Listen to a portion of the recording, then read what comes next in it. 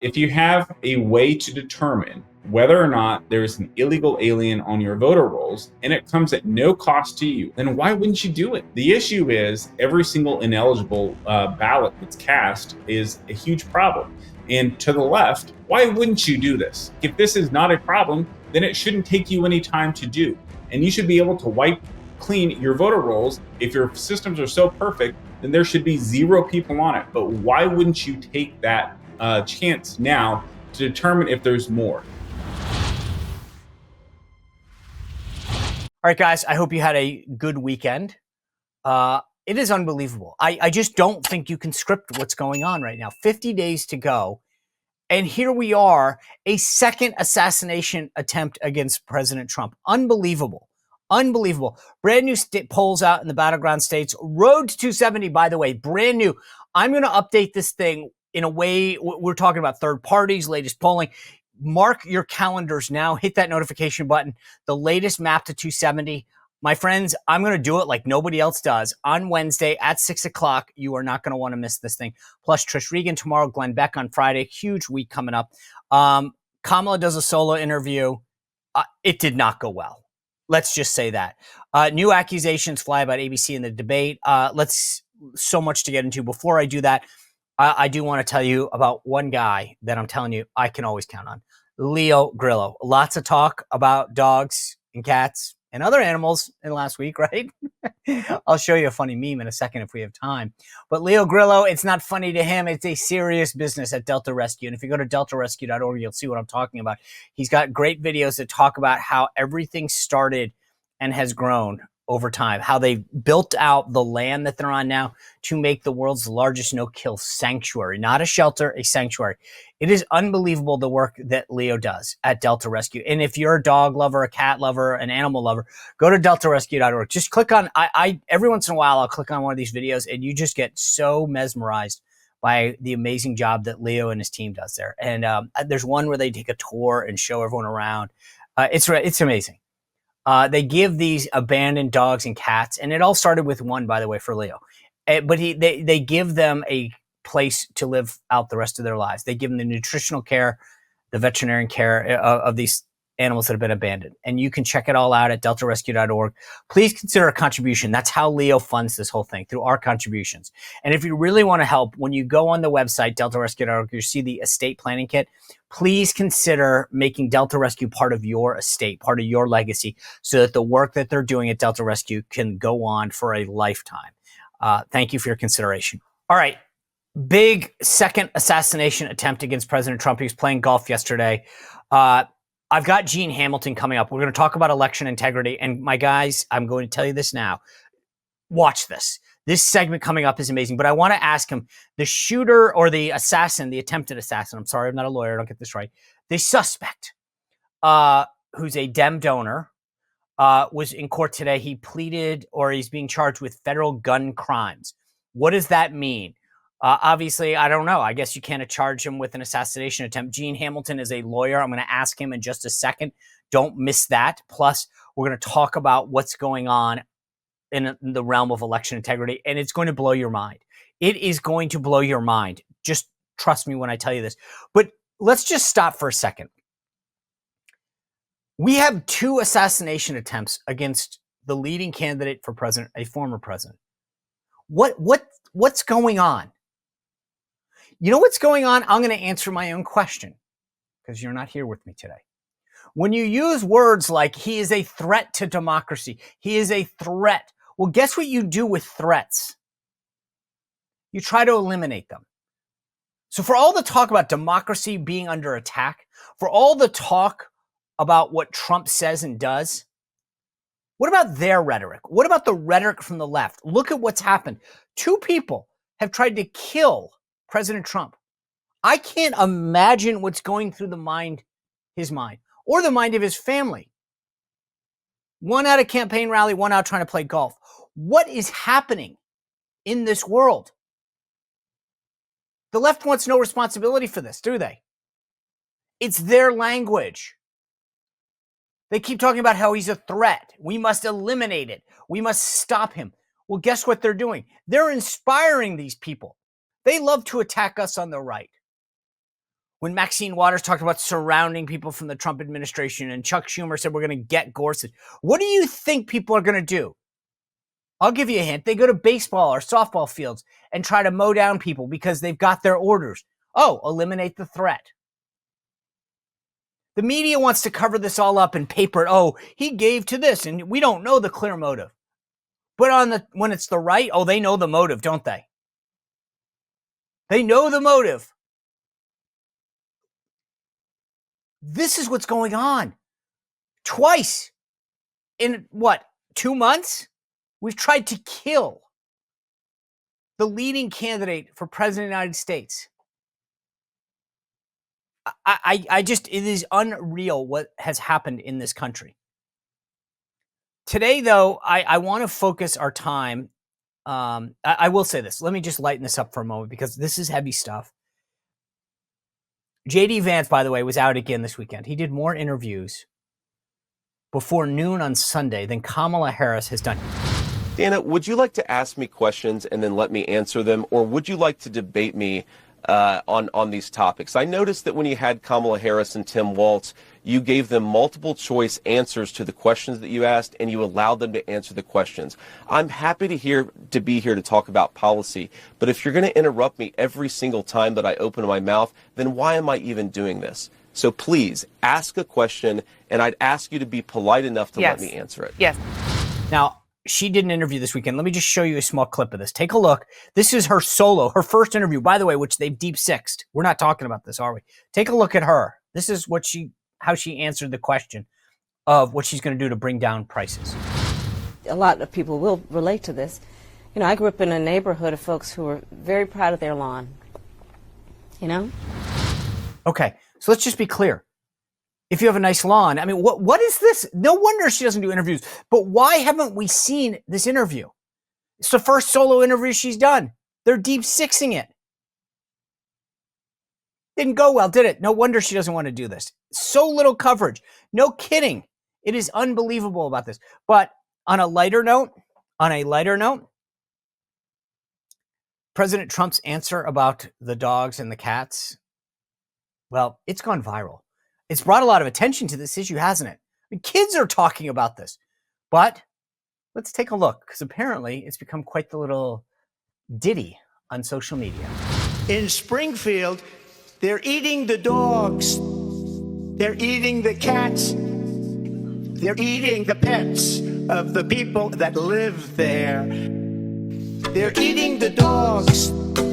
They're eating the cats. They're eating the pets of the people that live there. All right, that's great. I mean, this is unbelievable. But I just had to have a moment of levity after all of this heavy stuff. You got more heavy stuff, by the way. I'm going to ask Gene Hamilton. He is a lawyer, the executive director with the America First Legal. That's Stephen Miller's foundation. They are like white on rice when it comes to this issue of election integrity. I've been talking about this for a while. I'm going to show you something in a second with Gene about how easy it is to register to vote. The left and the media tell us it's not a problem. Friends, you are not going to want to miss this. Just watch this interview with Gene Hamilton, because I'm going to show you what we're up against right now and what the left is denying. And then I'm going to bring in Janelle King in a minute. She is on the State Board of Elections. President Trump has been very, very laudatory of her efforts. Before I get to that, though, I want to tell you, I know that there's a lot of people who aren't feeling well, and I know why. But what a lot of us are dealing with is an unhealthy gut issue. And I understand that. That's probably not what's going on. But 70 to 80% of people deal with an unhealthy gut. Luckily for us, the folks at Just Thrive have come out with two amazing products to address this. The Just Calm, which I take every day. And then, this is the probiotic. Now, this one is the pill. I take the gummy, and I'm telling you, it's a game changer. Here's the thing, though. I've taken a probiotic for a long time. And then we had Tina Anderson on the show from Just Thrive not too long ago. And she explained that not all probiotics are made the same. In fact, most probiotics don't actually get through the stomach to the intestine where they're supposed to go. Just Thrives has more clinical research than anything else at the market, and it actually gets to where it's supposed to go. Oh, crazy, huh? If you're going to take it, it should work, which is what Just Thrive's products do. That is why it's so important that what you're taking, because a healthy gut is more than just your gut. It's your mood, your sleep, your skin. So much depends on it. So having the right product actually matters.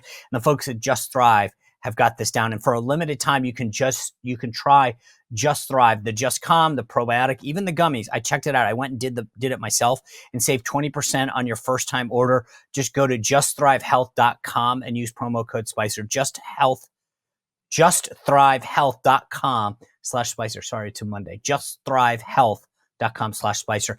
I'm telling you, try the probiotics and take it from me. Try the gummy ones. They're delicious. I'd eat them all day as a snack if you're only supposed to have one. Anyway, I want to bring in Gene Hamilton for America First Legal to break down election integrity efforts and how crazy the current system is. You're not going to believe this interview.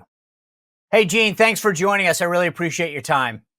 Absolutely. Thanks for having me on. All right. I got to get to all the great work that America First Legal is doing to ensure election integrity, et cetera, right? But before I do that, you're a captive audience and you're a lawyer, and I'm not. And there's a question I've been wondering as I've been reading and watching the news since this. And so I just want the audience to get this. This is not why I had you on. This is not maybe, but you went to law school, and that's more than me. So here's what I want to know. This guy down in West Palm, the Secret Service see him with a rifle. He apparently, and this is all like what we know now, they seem to have spotted him. He runs away from his gun, and then they capture him later. Okay. On the media and colloquial, we're talking about an assassination attempt. From a defense standpoint, isn't he going to say, oh, I was just out for a walk with my AK-47 and my scope, and I never intended to actually shoot? Isn't that going to probably be some kind of in the matrix of the defense? Yeah, look, Sean, I think that's likely going to be what he would probably say. Now, we'll have to see what the prosecutors bring against him in terms of charges, specifically what type of charge they bring, federal or state.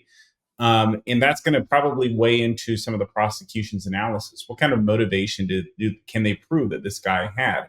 Now, of course, when it comes down to it, depending on what they charge him with, and they present it to the jury, you go and you say, look, this guy had a gun, he had a scope, according to all reporting, he had a camera, he was recording things, and so you can infer his intent to try to assassinate the former president of the United States by circumstantial evidence. Okay. And it's pretty heavy in this case. I mean, it's an absolute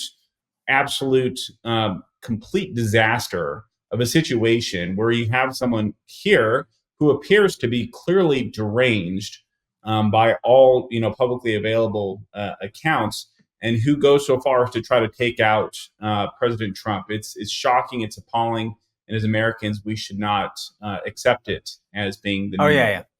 I totally agree. I watch way too much Law and Order. And so I always get obsessed with, Sure. Can you prove it? And, that's what the DA always says. We agree with you, but we can't prove it. All right, let's get to stuff that you probably can prove, and it's in your wheelhouse. I want to play for everybody a video that you guys put out regarding the federal election voter registration that I thought was fascinating. Let's take a look at the video that you put out from America First Legal. This is the federal voter registration form. Right here is where you sign and you claim, I am a citizen of the United States. You submit this to your state, and that's it. That's all the verification that's done. This is why we're suing all 15 counties in the state of Arizona to require them to take the additional step of verifying with DHS's available databases whether or not someone who used this piece of paper to register to vote is in fact a citizen of the United States. You can read all about it in the thread below. Okay, so Gene, this has been, it's not a pet peeve, it's a passion. So if you live in Arizona right now, you get a form and you just sign your name and say, my name is John Smith and I'm a citizen of the United States, and you're registered to vote. That's right. I mean, so let's just stop. How nuts is that? How nuts is it that so there's you don't show any ID. You have no proof. You just send in a form that says, my name is Mickey Mouse, and I now am on the voter rolls in Arizona. That if you use this form, so let's take 2 steps back. Every state has their own kind of state registration process, where you have to actually, in most cases, show proof of citizenship or show proof of who you are and all these different things. And so if you go through that process, so say you go to the DMV, is where a lot of people encounter this, right? You go to register at a new state. You go to get your driver's license. They ask you, do you also register to vote? Okay, you check your boxes and you do your thing there. But the federal form that's here, this is the this is the form that the federal government, the U.S. Election Assistance Commission, publishes. And because of a Supreme Court ruling about a decade ago, states can't impose additional requirements on beyond what's on the form itself. And so the form itself is just as I showed in that video. All you have to do is check a box. And so where do I go if I want to see this form? Where do I go on the internet to see it? I'm trying to look right now. Yeah, is it just Google Election Assistance Commission federal form. It should pop up. It should probably be the first result that you get. And there's a link. I believe that there's, it shows it available in like 32 languages or something, of course. 21. 21 languages. 21 languages. And all you have to do is print it off. You fill out that top part.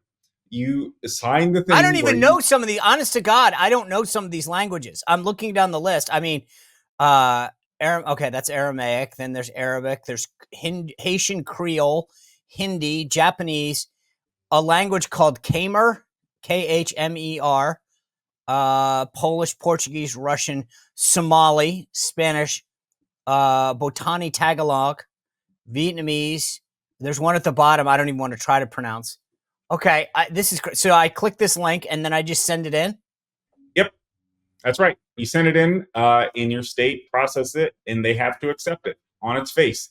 Now, of course, in terms of they have to check basic eligibility things in terms of your name that you are above 18. But this is all self-verified. This is all based on stuff. So if the state has some kind of other information in its databases, they can then, of course, take a look at things later. But the problem is that nobody is verifying the citizenship. Nobody's saying, hey, bring your birth certificate. No one's saying, bring your passport, anything like that. And the states are just saying, okay, well, we've got to take them. And in the case of Arizona, there's something like, I want to say 30 to 40,000 people who have used this form to register to vote. You think about but I guess what I've always felt like this is where the Democrats have created the perfect little mousetrap is it is illegal to challenge or walk me through this. Like if I'm concerned about this, what can I do? I want to see the data. I want to know of those 30,000, how many are citizens? What's the response of Arizona? Well, the response is exactly what we are doing, which is Arizona law provides voters with the ability to have standing to force federal or state election officials to do their jobs. And there are requirements specific to Arizona law. There's some federal requirements that pertain to general kind of voter list maintenance activities that have to be done. But Arizona has specific provisions of law that require them to consult all available federal databases to determine if someone is actually eligible to vote. They're not doing that. So in this case, we kind of have a double whammy, if I can take a second to explain. First, a lot of states use what's known as DHS's SAVE database to compare, and they'll run things against, and they'll determine if someone is in that database or not. Arizona Secretary of State has not negotiated access to that SAVE database for all the county recorders to be able to use. They're not even able to use that to verify. But here's the problem. And a lot of other states are finding hundreds or thousands of citizens on their voter rolls by using SAVE. But here's the really scary thing. And here's where our lawsuit really comes in. SAVE is a database that only determines if an alien is eligible for a benefit. So if they don't show up on this list of people who are authorized to receive benefits, so they're not an approved refugee, they're not a permanent resident, whatever the case may be, they are not going to be in that database. But they could have been encountered by DHS in the desert last year, or 2 years ago, or 3 years ago. The DHS might know that they've deported this person, but you're never going to know that from checking save. That's not the way. You're never going to find it. And so what we have sued to require them to do is to use other databases that DHS has to determine by name and date of birth and other kind of common identifiers if this person is in fact a citizen of the United States, or if possibly they're an illegal alien. Okay, so the Democrats claim that this is what do they say? A solution in search of a problem. How do we know it's a problem? So I can tell you a couple of different things. Number one, if you look at the press releases that some of the states, like in Virginia, in Alabama, Ohio, elsewhere, where they're finding, again, hundreds and thousands of these people on their voter rolls that have been cleaned up and knocked off. That is one anecdotal kind of example. Another example is, I can tell you from personal experience. When I worked in the field for the Department of Homeland Security, I would find people all the time who would either register to vote or who had voted in different states. And of course, that's a big problem if you're an alien and you claim to be a United States citizen. It's kind of like the nuclear option. You're not eligible for anything after that. But I know because I personally dealt with some of these files in the past. Beyond that, look, when we're talking, one of the things, there's prosecutions. There's not as many prosecutions as there should be. And in fact, I think Joe Biden's own Department of Justice in the Northern District of Alabama just indicted someone last week or the week before for voting in prior elections. But here's the issue. The issue is that these require a lot of labor to go back in and find out.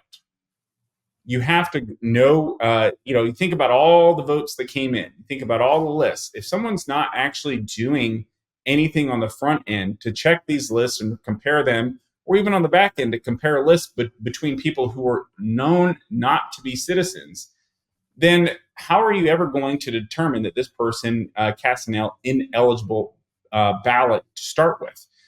So there's a lot of people who can cast ballots, but on the flip side, it's going to take you, years and years and years to catch up and to find out if, in fact, this person did what they did, what you think they did. You can't take those risks. And so when you have elections being decided by really tight margins, tens or hundreds or even, thousands of individual votes, every vote makes a difference. Every single ineligible ballot that's cast is a huge problem. And to the left, to the folks who say, "Oh, this is a solution in need of a problem. This isn't something that happens." Why wouldn't you do this? If this is not a problem, then it shouldn't take you any time to do, and you should be able to wipe clean your voter rolls and remove, if your systems are so perfect, then there should be zero people on it. But why wouldn't you take that chance now to determine if there's more? And in fact, there are more, and they're lying and they're gaslighting the American people. So I always tell people, do you protect what you value, right? So do you lock your house at night? Yes. Have you been broken into? No. Well, then why do you lock your door? Well, because I don't want it to happen. And that's why banks have vaults. It's not because they were broken into. It's because they want to prevent it. They want to safeguard those things that are valuable. And there's a reason that we should be doing this. If you guys on the left don't think it's a problem, then you shouldn't have a problem with it. Don't you value the vote that we have and the rights that we have? And therefore, let's protect them. It's no skin off your back if you don't, unless you're actually really trying to protect people from cheating or lying. So let me kind of break this down. You guys are suing all these counties in Arizona. And I want to focus more on the battleground states because selfishly, that's what I care most about right now. So in the key states beyond Arizona that are going to be decisive in this election, how many others have the same problem? This is a problem that's going to be common in every single state's voter rolls because, again, no one has used this search system, which is really the key point here. No one, until now, nobody has done this. No one has searched by name and kind of date of birth and common identifiers of DHS's databases to determine if, in fact, there are illegal aliens on there or people who just shouldn't be voting. Maybe they're a temporary visa holder, whatever. No one has done that before. All that people have done in the past is run it against the save list, which is incomplete, inadequate, and it's not going to get you what you need. And when you see millions of people, millions upon millions of people come into this country illegally over the last 3.5 years, the numbers answer the question for you as an inquisitive American citizen is, well, where could these people be? Well, they're everywhere. They're in every single state. At this point in time, every single state has an influx of new illegal aliens. You have a problem in your state right now because of what the Biden-Harris administration have unleashed on this country. And so you have to use something like this to be able to determine if your voter rolls are clean. Now, it could be the case because in some states, they're very, very kind of tightened down and locked down on their state registration procedures, and they don't have as many of these people who register using the federal form, that you might have fewer people show up on these lists. But it is again, one of these things that is just one of these common sense issues. If you have a way to determine whether or not there's an illegal alien on your voter rolls, and it comes at no cost to you. In fact, federal law says that the states are entitled to receive this information from DHS. Then why wouldn't you do it? Why wouldn't you? So Virginia just announced 6,000 voters have been removed because they weren't eligible. They were legal. Is that what did they do what you're talking about? No. And so, in fact, that's a great example. From the best of my understanding, what Virginia did is they used other tools and other mechanisms to determine whether or not they were eligible voters on their voter rolls. One of the systems that they used, to my understanding, is the SAVE system that I talked about, which is, again, it's fabulous. It's great that they got those people off. But, of course, the key issue here is they potentially have missed additional people that using this system can find. If you can search, because what you have to do with SAVE is you have to search using someone's alien registration number or maybe some other kind of DHS number.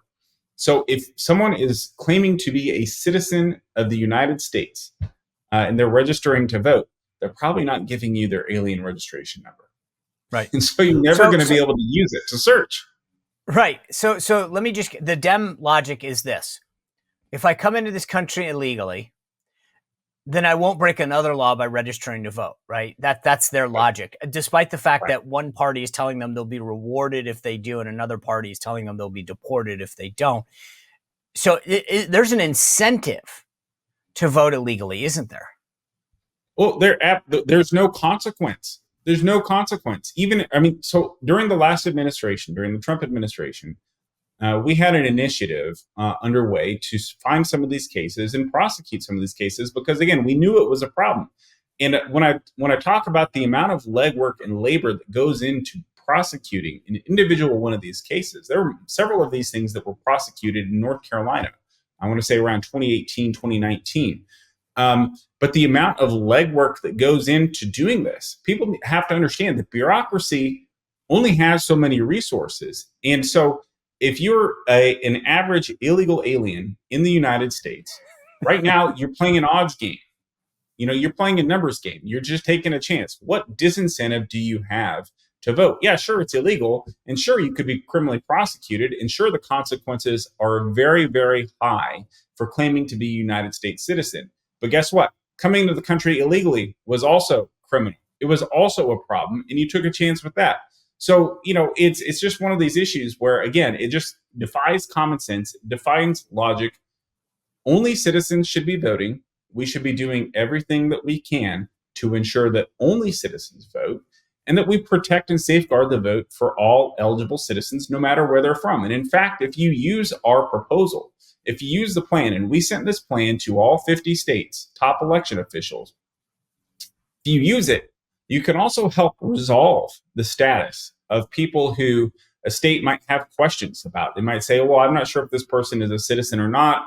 Maybe they have some old record and they're not quite sure. If you use our system and our process, you can verify it. And you can remove that question for people who have become naturalized citizens, who've done things the right way and come here legally, and they've now obtained citizenship. So it is a win-win. You're helping citizens, and you're also removing non-citizens. It is, again, one of these just no-brainers type of situations. And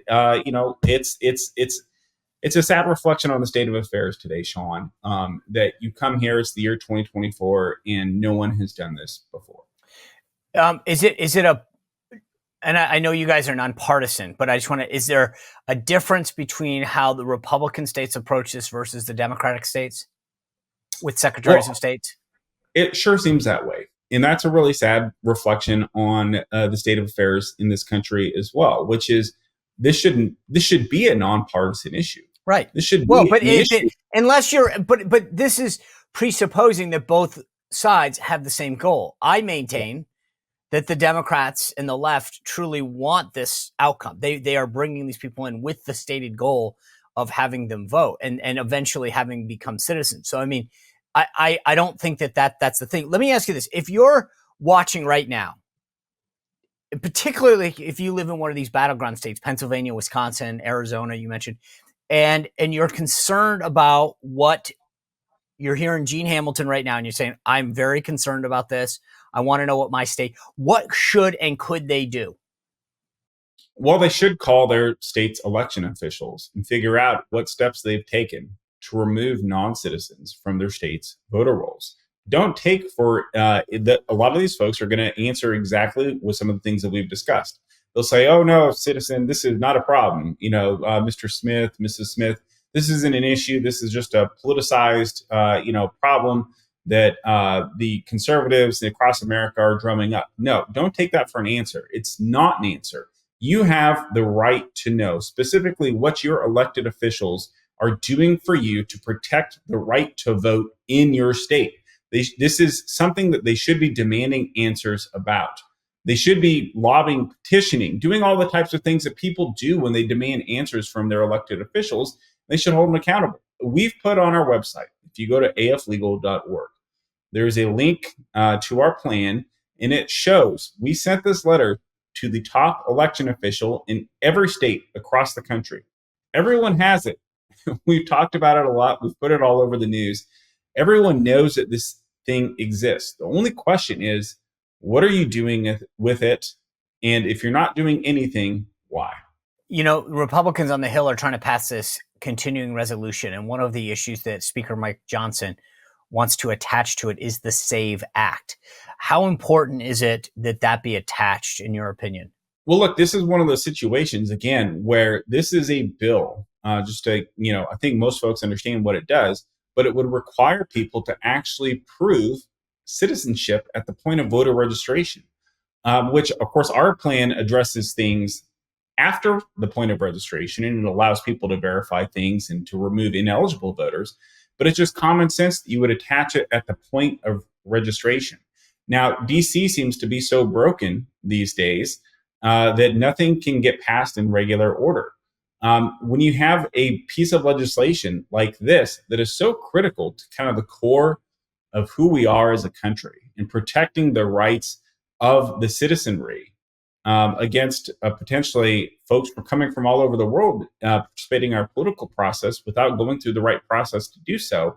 Look, this is again one of these things where Congress is going to have to decide where its priorities are, and if it's as big of a deal as people say it is, then they're going to have to try to pass it in ways that are going to be, kind of outside of the traditional Washington regular order. All right.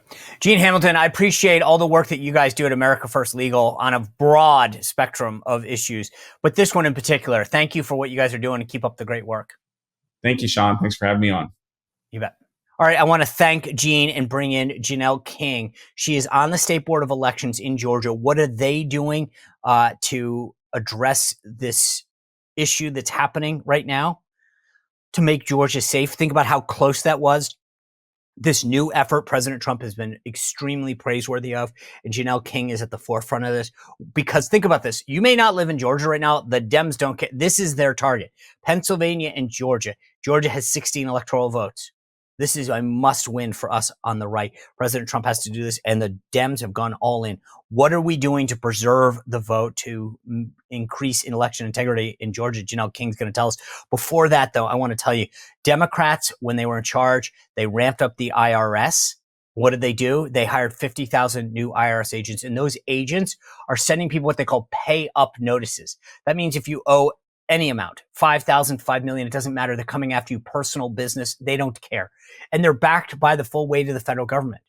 They don't really care. There's no return on investment. Oh, you only owe $5,000. We don't care. No way. The IRS is coming to get their money, and they'll get it, and they'll turn your life upside down. I'm sorry to be a downer about this, but that's just the reality. And so if the IRS calls you, knocks on your door, gives you a letter, one of these pay up notices, make sure that you are equipped with professionals. I think the best of the business are the folks at Tax Network USA. Go to tnusa.com. Full name, Sean Spicer, tnusa.com/Sean Spicer, to touch base with the folks at Tax Network. Folks, they've recovered over $1 billion for their clients. They know what they're doing. They have the expertise and the know-how to help you and to get a solution. Do not talk to the IRS by yourself. Call the folks at Tax Network, tnusa.com, full name, Sean Spicer after that. All right, without further ado, Janelle King from the Georgia Board of Elections. Janelle King, thanks for joining us. I appreciate it. Absolutely. Thank you for having me, Sean. All right, you are very involved in achieving, I don't know what we call it, a higher degree of election integrity in Georgia. What are you guys doing, or what have you done since the last election and the time that Georgians will go to vote this time? Yeah, so there's several things that have taken place since the last election. I think we're talking presidential, which would be 2020. We did have an election in 2022, and there's some changes that have been made since then as well. But you heard of SB 202, which separated the state election board from the Secretary of State's office. And then SB 189 took the Secretary of State off the board as chairman of the board and completely allowed us to become an independent, separate entity. And so we're going through the growing pains of becoming completely independent of the Secretary of State's office. But as a result of that, the board has shifted, has changed a bit. I was appointed to the board in June of this year by our Speaker of the House, Speaker John Burns. I'm so grateful for him for this opportunity. And since then, we have reviewed several new rules and proposals and proposed rules that we had to vote on and kind of decide whether or not the Senate into rulemaking. And we have sent some rules into rulemaking that has stirred up a bit of controversy. Not quite sure why, and I'm sure we can get into that a little bit more. However, those rules are definitely being highly debated right now. But what's like that?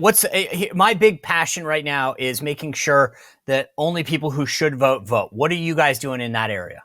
Oh, 100%. So we recently passed a policy, or I would say a rule, not a policy, but a rule that stated that every precinct has to have a sign up that says all U.S. citizens, only U.S. citizens can vote.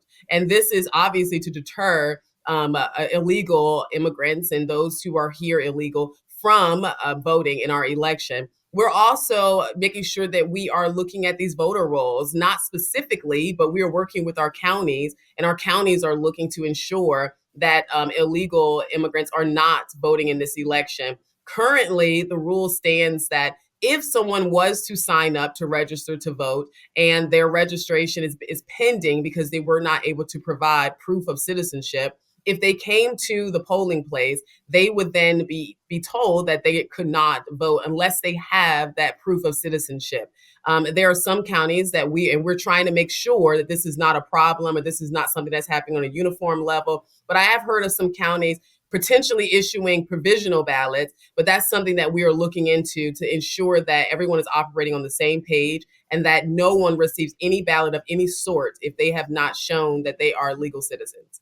I know that President Trump has been very supportive of your efforts and what's going on. Why was there a need to break away from the Secretary of State's office? Well, after the 2020 election cycle, I think that was kind of where the, metal hit the road, I guess, because there was a time where prior to 2020 and 2018, where Stacey Abrams really started this whole conversation around election integrity. Her race, when she ran for governor, she felt like her results were unfair and were not correct, and so she challenged them. We also saw Sarah Amico Riggs, who was a Democrat that ran against Jeff Duncan, who was the Republican at the time, the Republican lieutenant governor, and she also challenged it. So it started in 2018 from what we've seen. And then in 2020, it's when President Trump's race was challenged, and he challenged his results. I mean, which I think is rightfully so. It's particularly looking at how close his race was. And in doing so, it turned into a huge thing. And I believe that SB 202 was put in place because there were some issues. There were some things that the people, those elected officials saw that needed to be addressed. And those issues were addressed in SB 202. But the separation of the board was simply because a lot of the stuff that comes before us, we hear complaints from people around elections all across the state. And when you say things to us that could potentially show that there's some SOS or Secretary of State involvement, it's important that there is a separation. The state election board cannot also be the board that is evaluating these concerns, but also working alongside the Secretary of State's office. So to me, I believe the decision was to create a barrier, to create some type of checks and balances and oversight of our election process so that we don't see ourselves in this position again. Democrats are really targeting Georgia. The Harris team thinks that they can really win there and take your 16 electoral votes. Will we know on election night who the winner is in Georgia? That is certainly the hope and the plan, is that everything can be done smoothly and that we will know who the winner is of Georgia on election night. However, one of the things that I am personally trying to do, particularly when it comes to the voters of Georgia, is I really want to shift our mindset from moving into a space where we're only focusing on speed and we're not focusing on accuracy. I think in the past that has caused a lot of challenges. We had counties that felt like they had to rush and provide data, and then that leaves room for human error. So while there is a certification process that can take place over the course of a few days leading up to the Monday following that election day, I want to make sure that not only are we developing or producing speedy results, but we're also producing accurate results. So it is my hope that we'll know that on election night. If you're a voter in Georgia and you were concerned about how 2020 was conducted for whatever reason, should you feel better right now about the work that you guys have been doing in the lead up to 2024? Oh, absolutely. I feel that the work that we are doing is very organized and systematic. And what do I mean by that? Well, a lot of the rules have come before us, and these are rules that are proposed by election officials. These are not rules that we are just making up or coming up with ourselves. These are rules that our election officials have put in place. They've asked us to consider them as ways to ensure that our election process is stronger, secure, and accurate. And so as in doing that, we realized that there were certain rules that I felt personally would provide a ground up approach. What I've seen in the past and what I've noticed and learned over the course of being on this board is that oftentimes there are individuals who feel like we should address problems on the back end. And then there are those who feel like we need to address it in the moment. And that, I believe, is where the contention lies. I'm one of those people who believe that we need to address it in the moment. After the fact, who cares? I know. And then it becomes a lot difficult, right? You have people who are waiting years and years for a court date. So, and then the results are in and people are already elected and just it moves on. So, that's the beauty of these guys are always like, well, let's see what happens. And it's like, you mean after everyone votes and then you can't undo it? Yeah, that part, right? Exactly. So the rules that I believe that the two rules that are being heavily debated is one that requires precincts to count the ballots that they have in hand on election day to ensure that those ballots match the number of voters that have walked through the door. Basic common sense. Yeah, it's funny. I was listening to the Michigan Republican chairman the other day, and he said there are more registered voters in Michigan than eligible. And you do the math and you go, that doesn't make sense. There shouldn't be more. And this is, to your point, Democrats are like, well, let's see what happens. I want to ask you one last thing. It's interesting. There was a story in the New York Times that said the following, but in the aftermath of the 2020 election, Georgia's Republican-led legislature passed an integrity law that permitted any registered voter to file an unlimited number of challenges. The law required election clerks to schedule hearings and to send up to 4 letters to each voter in question, which meant that thousands of letters were sent, blah, blah, blah. Is this an effective tool that's being used in Georgia, or the left is as the left is contending this is a waste? As it relates to being able to submit their complaints to Yeah. us? Oh, it's interesting. So that's another reason why we are working not just to establish these rules around the election process, but to also establish rules around the SEB board and our new standing. Because I do think that there should be an avenue, which there is, but I think it should be more publicly advertised, an avenue where people can complain directly to us rather than going through the Secretary of State's office. Right. I think it kind of creates a little bit of confusion. It doesn't allow people to see us as separate. So there is there's an email address that I send out to people who want to submit directly to us. It's to our paralegal, but I definitely encourage us to, at some point, develop a website so that we can receive complaints directly. That's crazy, allowing actual citizens and voters to communicate with you. Janelle King, thanks for what you guys are doing in Georgia. It's such a crucial state. And I know President Trump, from his public comments, is really appreciative of what you guys are doing. So thank you for your service. Thank you guys for tuning in. A big week ahead tomorrow. Trish Regan's going to be here with Glenn Beck at the end of the week. Wednesday, an all-new Road to 270 that you are not going to miss. The details are going to be unreal. So that's why you got to hit that notification button and subscribe right now. We'll see you back here tomorrow on The Sean Spicer Show. Thanks for being with us. Well, if you enjoyed this content, make sure to like this video, subscribe, and click the notification bell to get more.